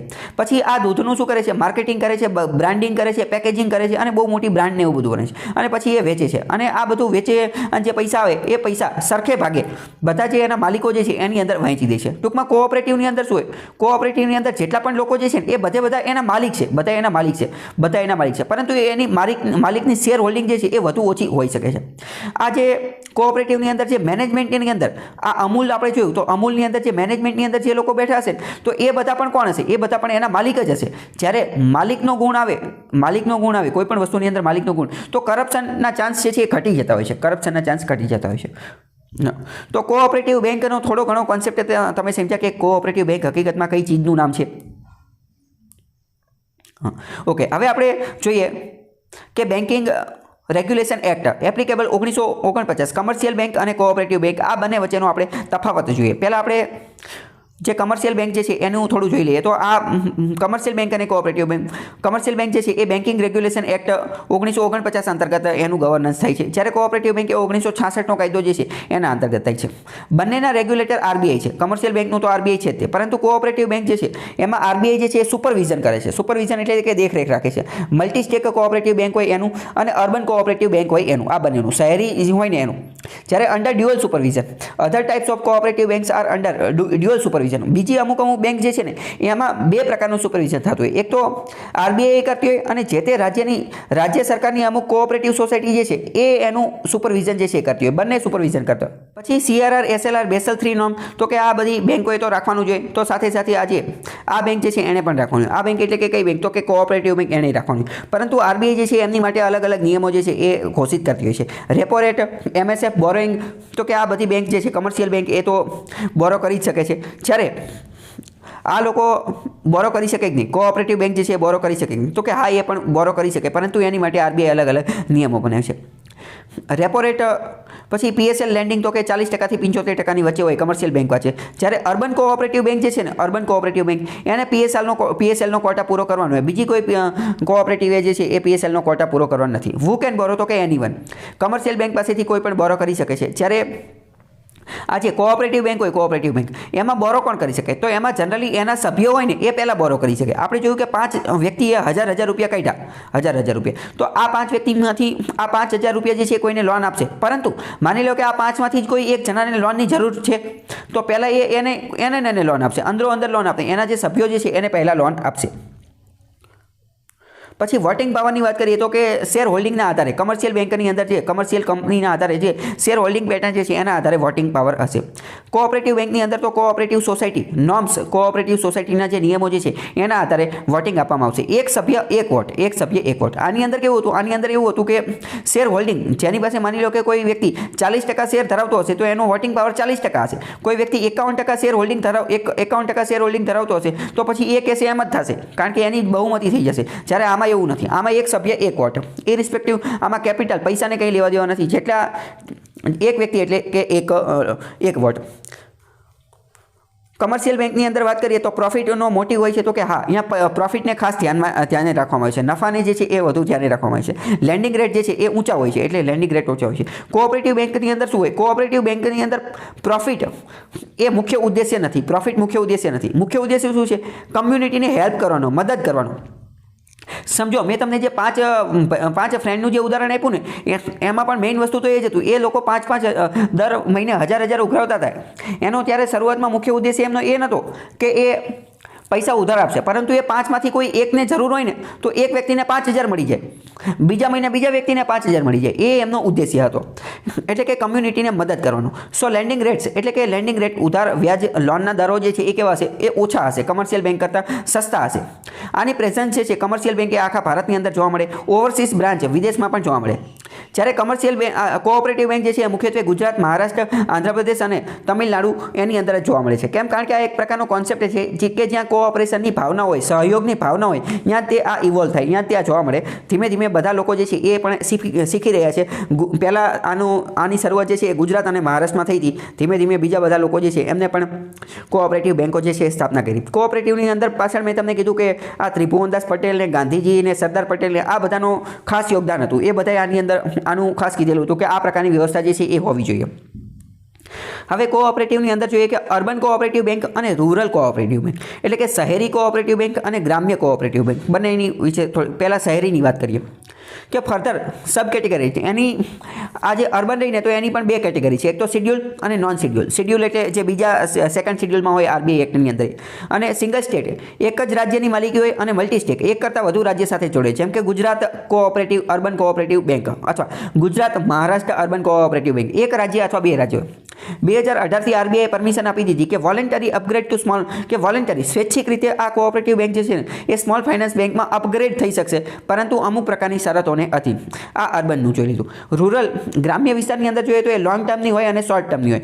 લોંગ ટર્મની હોય તો લેન્ડ બેંક્સ એટલે કે જમીન bank, cooperative agriculture and rural development bank, agriculture સાથે જોડેલી રૂરલ ડેવલપમેન્ટ માટેની જે બેંક હોય એ લાંબા ગાળાની હોય. જ્યારે ટૂંકા ગાળાની જોઈએ તો સ્ટેટ કોઓપરેટિવ બેંક છે તે રાજ્ય સરકાર દ્વારા ચલાવવામાં આવતી હોય. ડિસ્ટ્રિક્ટ સેન્ટ્રલ કોઓપરેટિવ બેંક જિલ્લાની બેંક હોય, જેમ કે અમદાવાદ કોઓપરેટિવ, રાજકોટ બેંક ને આવી બધી બેંકો તમે જોઈ લેશે. પછી પ્રાઇમરી એગ્રીકલ્ચર ક્રેડિટ સોસાયટી, અમુક એવી સોસાયટી હોય, અમુક એવા સંગઠન હોય કે જે લોન આપવાનું કામ કરતા હોય, પરંતુ ખાસ કરીને એગ્રીકલ્ચર સેક્ટરમાં જ લોન આપતા હોય, તો આવી સોસાયટીને પ્રાઇમરી એગ્રીકલ્ચર ક્રેડિટ સોસાયટી કહેવામાં આવે. એ પણ રૂરલ કોઓપરેટિવ બેંકની અંદર જ આવશે. આ જે primary agriculture cooperative credit society are not bank, એ બેંક નથી. ધે કાન્ટ ઇસ્યુ ચેકબુક, એ ચેકબુક ઇસ્યુ કરી નાખતા નથી. પરંતુ આરબીઆઈ ડઝન્ટ અને આરબીઆઈ એમનું રેગ્યુલેશન પણ કરતું નથી. માત્ર રાજ્યના જે રજિસ્ટ્રાર હોય, સ્ટેટ રજિસ્ટ્રાર હોય, એ જ એનું રેગ્યુલેશન કરે છે. ખ્યાલ આવ્યો? 2019ની અંદર આ કોઓપરેટિવ બેંકની અંદર કેરાલા બેંકની વાત કરીએ તો 2019 ઓક્ટોબરની અંદર RBI permitted Kerala's all 13 district cooperative bank to be merged with Kerala state cooperative bank, એટલે કે કેરળની અંદર 13 જેટલી જિલ્લાની અંદર અલગ અલગ જિલ્લાની અંદર 13 જિલ્લાની અંદર અલગ અલગ કોઓપરેટિવ બેંક ચાલતી હતી. આ બધી Kerala state cooperative bank, Kerala રાજ્યની જે કોઓપરેટિવ બેંક હતી એની અંદર મર્જ કરી દીધી. The combined entity will be cold, આ જે આખું કમ્બાઇન્ડ એન્ટિટી જે છે એને કેરાલા બેંક તરીકે ઓળખવામાં આવશે. It is called state cooperative bank, એને સ્ટેટ કોઓપરેટિવ બેંક કહે છે. કોઓપરેટિવ બેંકની અંદર ચેલેન્જીસ કઈ કઈ છે આ ખાસ આપણે સમજવાનું છે. મેન્સની અંદર પ્રશ્ન પૂછાઈ જાય અથવા તો જે એનાલિસિસ કરવાનું હોય ત્યારે તમારે આ બધી વસ્તુને ધ્યાનમાં રાખી અને એનાલિસિસ કરવાનું હોય કે આ કોઓપરેટિવ બેંક, આ કોન્સેપ્ટ તો ખૂબ સારો છે, આપણે જોઈ લીધું. મેં તમને કીધું કે કેપિટાલિસ્ટ અને સોશિયાલિસ્ટ વચ્ચેનો જો કોઈ રસ્તો કાઢવો હોય તો એ પણ કોઓપરેટિવ એક ખૂબ સારો રસ્તો છે. આનું કામકાજ પણ ખૂબ સારું છે. તો તેમ છતાં પણ આની અંદર અમુક પ્રકારની ચેલેન્જીસ છે. કઈ કઈ ચેલેન્જીસ છે એ જોઈએ. ચેલેન્જીસની અંદર પણ આની અંદર કોઓપરેટિવ બેંકની અંદર ઘણી બધી પોલિટિસાઇઝેશન એટલે કે રાજનીતિકરણ જોવા મળે છે. કઈ રીતે? કારણ કે આપણે જોયું કે આ જે કોઓપરેટિવ બેંક જે છે, કોઓપરેટિવ બેંક એ જનરલી સ્ટેટ અંતર્ગત આવે છે, રાજ્ય અંતર્ગત આવે છે. રાજ્ય એને કંટ્રોલ કરતું હોય છે. એટલે કે ઘણી બધી વાર કોઓપરેટિવ બેંક એના બીઓડી બોર્ડ ઓફ ડિરેક્ટરને ઉચ્ચ અધિકારીઓ જે છે, અહીંયા જે વોટિંગ પાવર જેની પાસે હોય એ બધા મોટે ભાગે કેવા હોય છે, એના ચેરમેનને, બોર્ડ ઓફ ડિરેક્ટરને, એમડીને, એમએસને, આ બધા જે છે એ મોટે ભાગે પોલિટિકલ ક્ષેત્રે રાજનીતિકરણથી આવેલા હોય છે, રાજનીતિકરણથી મૂકવામાં આવેલા લોકો જે છે એ હોય છે. પછી કાસ્ટિઝમ, આની અંદર જાતિવાદ જે છે, જ્ઞાતિવાદ એ ખાસ જોવા મળે છે. કારણ કે અમુક જાતિના લોકો જે છે એ જ તો બેંકની અંદર જોવા મળતા હોય છે. અમુક જાતિના લોકો જે છે એને જ તો લોન આપતા હોય છે. ઉચ્ચ જાતિના લોકો હોય એને લોન આપતા હોય, નીચી જે પછાત વર્ગના લોકો જે છે એની સાથે ભેદભાવને એવું બધું રાખતા હોય છે. પછી પુઅર રિકવરી ઓફ લોન, પોલિટિસાઇઝેશન હોય. સમજો એક વસ્તુ હંમેશા યાદ રાખવાની, જે કોઈ પણ બેંકની અંદર પોલિટિસાઇઝેશન હશે ને, ત્યાં પુઅર રિકવરી ઓફ લોન, ત્યાં લોન જે છે એ ફટાફટ રિકવર થશે નહીં, એનપીએ વધુને વધુ બનશે અને રિકવર થશે નહીં. કેમ? કારણ કે પોલિટિકલ લોકો જે છે એમને પોતાના જ માણસો બેસાડેલા હશે અને પોતાના જ માણસોને લોન લેવા મોકલેલા હશે અને કહી દીધું હશે કે ભાઈ તમારે આ વ્યક્તિ લોન લેવા આવે ને એને તમારે લોન જે છે દઈ દેવાની. પછી શું થાય કે એ જે વ્યક્તિને લોન આપી હોય એ લોન બૂચ મારી અને જતો રહે, પછી એ લોન રિકવર થાય નહીં. સ્કેમ વારંવાર કૌભાંડ એવું બધું થતું હોય. સ્કેમ શા માટે થાય? તો કે પોલિટિસાઇઝેશનના કારણે. મની લોન્ડરિંગ પણ થતું હોય. મની લોન્ડરિંગ એટલે કે બ્લેક મનીમાંથી વ્હાઇટ મનીમાં કન્વર્ટ કરે. મુખ્યત્વે સૌથી મોટી ચેલેન્જ હોય ને તો એ પોલિટિસાઇઝેશન છે.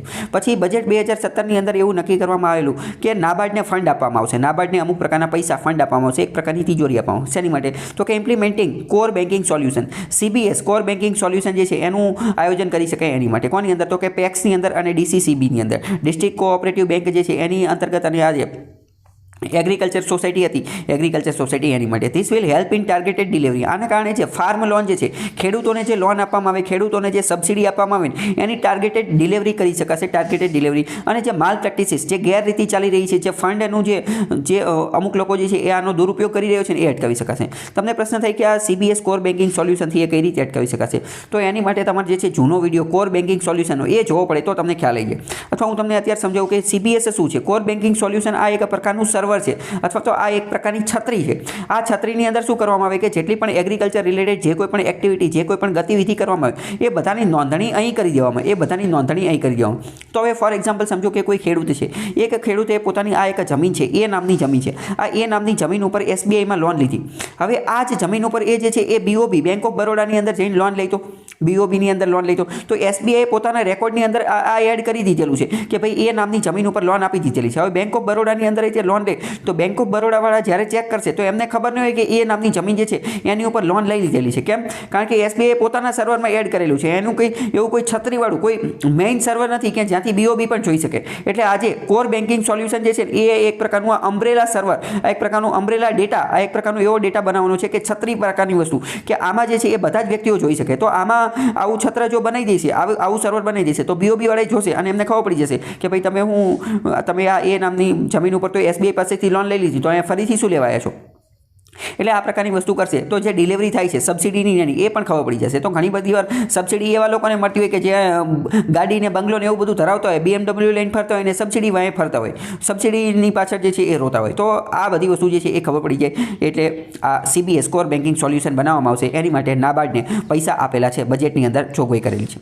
બીજી વાત કરીએ કોઓપરેટિવ બેંકના નેગેટિવ ન્યૂઝ આપણે જોઈએ. PMC બેંકની અંદર લોચા પડી ગયા હતા Punjab and Maharashtra cooperative bank 2019ની અંદર. તો આમાં જો પંજાબ અને મહારાષ્ટ્ર એટલે આને મલ્ટી સ્ટેટ કોઓપરેટિવ, એક કરતાં વધુ રાજ્ય સાથે જોડાયેલી આ કોઓપરેટિવ બેંક હતી. આનું હેડક્વાર્ટર મુંબઈની અંદર છે. 1984માં સ્થાપિત થયેલી હતી. Multi state scheduled urban cooperative. Schedule bank એ હતી અર્બન એટલે કે શહેરી વિસ્તારની હતી. ફંક્શન્સ મહારાષ્ટ્રની અંદર, દિલ્હીની અંદર, કર્ણાટક, ગોવા, ગુજરાત, આંધ્રપ્રદેશ, મધ્યપ્રદેશ આ બધી જગ્યાએ એનું બ્રાન્ચો આવેલી હતી. બેંક જે છે એ લોન્ડ રાજ અમાઉન્ટ, મોટાભાગની અમાઉન્ટ, મોટા અમાઉન્ટ જે છે એ અમુક કંપનીઓને લોનમાં આપી. પરંતુ આ કંપની કેવી હતી? વીક હતી, નબળી હતી. જેમ કે HDIL. એવું શા માટે જે છે આ બધી કંપનીને જે નબળી કંપની હતી તેમ છતાં પણ એને લોન કેમ આપી? એ લોન એટલે આપી કારણ કે આમના જે ડિરેક્ટરો હતા ને PMC Punjab and Maharashtra cooperative bank, એના ડિરેક્ટરો જે છે એમની અને આ કંપનીવાળાની સાંઠગાંઠ હતી. એમને ખબર જ હતી કે આ કંપનીવાળા લોન નથી આપવાના, બૂચ મારીને જતા રહેવાના છે, પણ તેમ છતાંય દઈ દીધી. એટલે NPA જે છે એ ખૂબ જ મોટી પ્રમાણમાં બની ગયા. NPA ખૂબ મોટા પ્રમાણમાં બની ગયા એટલે બેંક કોલેપ્સ થઈ ગયા, બેંક પડી ભાંગે એવી પરિસ્થિતિ જે છે આવી ગઈ. પછી RBI જે છે એ એની ઉપર અમુક પ્રકારના રિસ્ટ્રિક્શન, પ્રતિબંધો લગાવી દીધા. RBI એવું કીધું કે હવે આમાંથી થોડાક સમય સુધી ડિપોઝિટર લોકો જે છે એ પૈસા ઉપાડી નહીં શકે. આ બધું એટલે આ ખૂબ ચર્ચામાં હતું. બાકી અહીંયા લખેલું છે એ તમે જોઈ શકો છો કારણ કે આ જૂનું કરંટ અફેર છે. બજેટ 2020ની અંદર પ્રોમિસ્ડ કરવામાં આવેલું હતું. એવો પ્રોમિસ કર્યો કે બેન્કિંગ રેગ્યુલેશન એક્ટની અંદર અમેન્ડમેન્ટ સુધારો કરવામાં આવશે કે જેના અંતર્ગત RBIનો પાવર જે છે એ કોઓપરેટિવ બેંક ઉપર વધારવામાં આવશે. તો અત્યારે શું કીધું કે RBIનો પાવર કોઓપરેટિવ બેંક ઉપર વધારવામાં આવશે. અત્યારે કોઓપરેટિવ બેંકને કોણ રેગ્યુલેટ કરે છે? તો જો અર્બન કોઓપરેટિવ બેંક હોય તો RBI રેગ્યુલેટ કરે છે. પરંતુ આ RBI એકમાત્ર રેગ્યુલેટર નથી. મેં તમને કીધું કોઓપરેટિવ બેંકના રેગ્યુલેટર સ્ટેટ રજિસ્ટ્રાર હોય, સ્ટેટનો જે રજિસ્ટ્રાર એટલે કે રાજ્યનો પણ એની અંદર થોડો ઘણો હસ્તક્ષેપ હોય છે. RBI ડાયરેક્ટ રેગ્યુલેટ નથી કરતું. RBIનો કંઈ 100% હાથ નથી. એટલે બજેટમાં જોગવાઈ કરી કે RBIનો જે રોલ જે છે એ વધારવામાં આવશે. બીજી વાત કરીએ 2020ની અંદર આ બેન્કિંગ રેગ્યુલેશન અમેન્ડમેન્ટ ઓર્ડિનન્સ એક પ્રકારનો વટહુકમ રજૂ કરવામાં આવ્યો. કોની માટે? તો કે બેન્કિંગ રેગ્યુલેશન અમેન્ડમેન્ટ. બેન્કિંગ રેગ્યુલેશનની અંદર આજે 1949નો બેન્કિંગ રેગ્યુલેશન એક્ટ જે છે એની અંદર સુધારો કરવા માટે, અમેન્ડમેન્ટ માટે આ ઓર્ડિનન્સ રજૂ કર્યો અને એ જે છે એ પાસ પણ થઈ ગયો છે. તો એની અંદર શું છે એ સમજીએ. પહેલાં શું હતું? આ જે બેન્કિંગ રેગ્યુલેશન એક્ટની હવે વાત કરીએ છીએ, BRA બેન્કિંગ રેગ્યુલેશન એક્ટની વાત કરીએ. પહેલાં શું હતું અને અત્યારે શું છે એની થોડી વાત કરીએ. પહેલાં એવું હતું કે if commercial or cooperative bank was on verge of collapse then RBI would first issue moratorium. જો શરૂઆતની અંદર એવું હતું કે જો કમર્શિયલ બેંક અથવા કોઓપરેટિવ બેંક કોલેપ્સ થવા ઉપર છે તો RBI પહેલાં એની ઉપર મોરેટોરિયમ લગાવશે. મોરેટોરિયમ એટલે કે સિંગલ ડિપોઝિટર કે એક વ્યક્તિ જે છે એ અમુક માત્રા કરતાં વધારે પૈસા ન ઉપાડી શકે, બેંક જે છે એ અમુક તારીખ સુધી લોન નહીં આપી શકે. Then RBI will process of fixing bank. RBI એવી કોશિશ કરે છે કે બેંકને ફિક્સ કરવામાં આવે. Disturbed the normal business of the bank and created panic among. આવી બધી વસ્તુ જ્યારે RBI કરતી હતી, RBI જ્યારે કોઈ પણ બેંક ઉપર મોરેટોરિયમ લગાવે તો એના કારણે એના જે કસ્ટમર હોય, બેંકના કસ્ટમર, બેંકની અંદર ડિપોઝિટ કરવાવાળા લોકો એ પેનિકમાં આવી જાય, એ જે છે એ ચિંતામાં આવી જાય. અને માની લો કે ત્યારે જ તે કોઈ વ્યક્તિને પૈસાની જરૂર પડી છે. આરબીઆઈ તો એવું કહી દીધું કે એક વ્યક્તિ જે છે એ 10,000 કરતાં વધુ પૈસા નહીં પડી શકે, પરંતુ કોઈ વ્યક્તિ કે જેનું એ બેંકમાં ખાતું છે અને એને તાત્કાલિક 50,000 રૂપિયા કે લાખ રૂપિયા ઉપાડવા છે, કારણ કે એના ઘરે કોઈના લગ્ન છે, એની છોકરીના લગ્ન છે કે એના પુત્રના ગમીના લગ્ન છે, તાત્કાલિક પૈસાની જરૂર પડી જાય, તો આવા કે હવે ભાઈ આરબીઆઈ કંઈ આવું સમજે નહીં, તો આ મોરેટોરિયમમાં આવા લોચા પડતા હતા. તો ઓર્ડિનન્સ પછી શું નક્કી કર્યું? ઓર્ડિનન્સ પછી નક્કી કર્યું કે it makes technical reform for easier faster amalgamation merger restructuring of weak bank, કે ટેકનિકલ રિફોર્મ, ટેકનિકલ ક્ષેત્રે સુધારા કરશે કે જેના કારણે ફટાફટ સરળતાથી જે છે એમલ્ગેશન મર્જર, આવી બધી કોઓપરેટિવ બેંકનું એનું મર્જર જે છે ફટાફટ થાય એવું કરશે. અને મોરાટોરિયમનો ઉપયોગ નહીં કરે. આ નવું જે સુધારો કર્યો એમાં એમ કીધું કે મોરાટોરિયમનો એ ઉપયોગ કરશે નહીં આરબીઆઈ. જૂના એક્ટમાં શું હતું કે it was difficult for cooperative bank to raise capital money from public by issuing IPO share debenture. જે કોઓપરેટિવ બેંક જે છે એમની પાસે કેપિટલનો વાંધો હોય છે, મની પૈસાનો વાંધો હોય છે, કારણ કે એમની પાસે એટલા બધા પૈસા હોતા નથી. આપણે પહેલાં જોયું કે આજે આ લોકો જે છે ને કોઓપરેટિવ બેંકવાળા એ અંદરથી તે પૈસાનું જે છે એ અરેન્જમેન્ટ કરતા હોય છે, અને એમનો મુખ્ય ઉદ્દેશ્ય એ કંઈ પ્રોફિટનો હોતો નથી. એમનો મુખ્ય ઉદ્દેશ્ય શું હોય છે?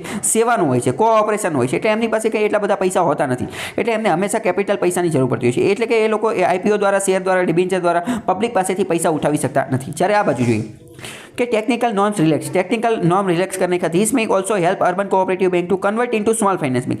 आना अंतर्गत हवे आ जे अर्बन कोऑपरेटिव बैंक છે એ એસએફબી ની અંદર કન્વર્ટ થઈ શકશે. તો પ્રશ્ન આ પણ પૂછાઈ શકે કે નવા કાયદા અનુસાર શું કોઓપરેટિવ બેંક છે એ સ્મોલ ફાઇનાન્સ બેંકની અંદર કન્વર્ટ થઈ શકે? તો કે હા, એનો જવાબ એ વિધાન સાચું પડી જશે. કોઓપરેટિવ બેંક્સ વર અંડર ડ્યુઅલ સુપરવિઝન. અત્યાર સુધીમાં જે આ કોઓપરેટિવ બેંક જે છે એ ડબલ પ્રકારના સુપરવિઝનની અંદર હતી. આરબીઆઈ તો એનું સુપરવિઝન દેખરેખ રાખતી જ હતી, પરંતુ મુખ્યત્વે એનું સુપરવિઝન કોણ રાખતું હતું? રાજ્ય સરકાર, ખાસ કરીને રજિસ્ટ્રાર ઓફ કોઓપરેટિવ સોસાયટી. આ જે કોઓપરેટિવ સોસાયટી જે છે એની ઉપર એક મેઇન અધિકારી હોય, એ અધિકારીને તે રજિસ્ટ્રાર કહેવાય. રજિસ્ટ્રાર એ પોસ્ટનું નામ છે. ઘણી બધી જગ્યાએ આવા રજિસ્ટ્રાર તમને જોવા મળશે, બરાબર. હોમ ડિપાર્ટમેન્ટની અંદર જોવા મળે. તમે ખાસ કરીને સિટી સર્વેની ઓફિસમાં જાઓ તો અહીંયા પણ આવા રજિસ્ટ્રાર જોવા મળે. મેડિકલ ક્ષેત્રે જાઓ તો અહીંયા જોવા મળે. રજિસ્ટ્રાર એ પોસ્ટનું નામ છે. તો કોઓપરેટિવ સોસાયટીનો રજિસ્ટ્રાર જે છે એ આનું સુપરવિઝન કરતો હતો અને આરબીઆઈ કરતા હતા. એટલે બે જણા જ્યારે કોઈ સુપરવિઝન કરે તો એની અંદર પછી કંઈ લઈ લેવાનું ન હોય. પછી for example, if operating in multiple states, અલગ અલગ રાજ્યની અંદર ઓપરેશન ચાલુ હોય તો આરબીઆઈ અને union agri ministry registrar under multi state cooperative act આના અંતર્ગત કાર્ય કરતા હતા. ઇફ ઓપરેટિંગ ઇન, જો એક જ રાજ્યની અંદર કામ કરતું હોય then RBI plus given state government, આવી રીતે એ કરતા હતા, બરાબર. આ બાજુ હવે સુધારા પછી શું થયું? સુધારા પછી એવું નક્કી કરવામાં આવ્યું કે હવે જે છે ને માત્ર અને માત્ર આરબીઆઈ એકલું જ તે આનું સુપરવિઝન કરશે. પહેલાં જે રજિસ્ટ્રાર હતો ને રજિસ્ટ્રારને કાઢી નાખ્યો. પ્રશ્ન આ પણ વિધાનવાળા મૂકી દેશે કે નવા કાયદા અનુસાર માત્ર અને માત્ર આરબીઆઈ જે છે એ એનું રેગ્યુલેશન કરશે, તો એ વિધાન સાચું પડશે, એનું સુપરવિઝન કરશે.